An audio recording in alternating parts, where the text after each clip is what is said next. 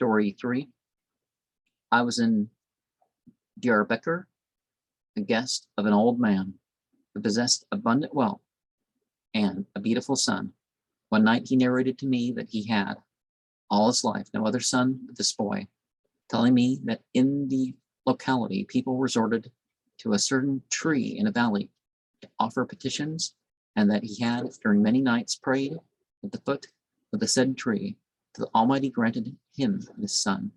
I overheard the boy whispering to his companion, how good it would be if I knew where that tree is, that I might pray for my father to die.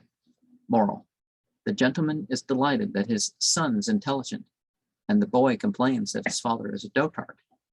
So, see, no, it's not, one should never pray for people to die just because they're stupid or something like that.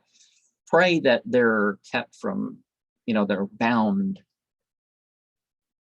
as you could say, from doing harm or getting worse in terms of their belief and how they treat others. But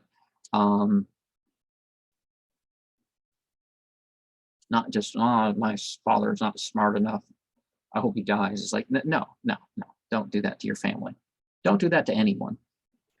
Years elapse without thy visiting the tomb of thy father. What good hast thou done to him to expect the same from thy son? Filial piety is not just on one end, right?